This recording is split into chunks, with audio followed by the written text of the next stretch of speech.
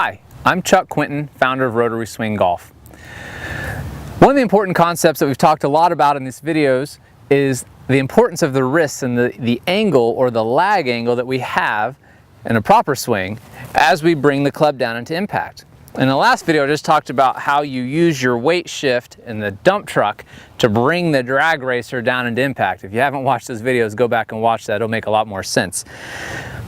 But one of the critical concepts that most people don't understand and don't do enough is how soft your wrists need to be in a proper golf swing. Most people, when I grab their hands when I'm giving a golf lesson, their forearms are rock solid and I can't move their wrists around, so I grab their hands and move them around, and then I touch their hand, I show them how softly I hold the club, and they're amazed that that's how softly you should hold a golf club. If you hold onto the club tight, your wrists will be locked in place, and as they're locked in place, they can't release with any real speed, and you're going to be relying on your physical force to create speed instead of using physics and the centrifugal force that your rotating body will do for you.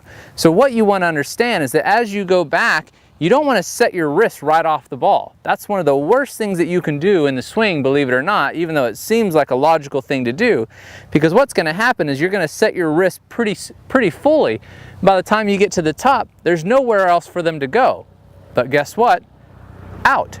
As you create a lot of tension and force on this wrist joint, what's the first thing your body wants to do when it has a lot of muscular tension? Wants to release it, of course. So you set your wrist early, you go to the top with this wrist fully set, and you start down. Of course, as you start rotating, the only thing the club can do is go out away from you. You're going to cast the club and lose it.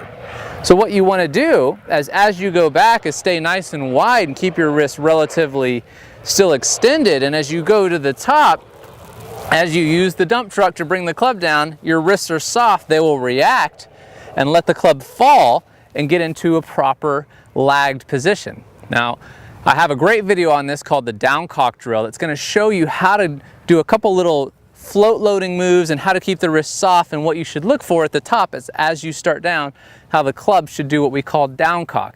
This will give you a lot more lag and a lot more power with way less effort than holding onto the club tight and trying to push it through impact. So take a look at this video, the downcock drill video. It'll give you a lot more speed with a lot less effort.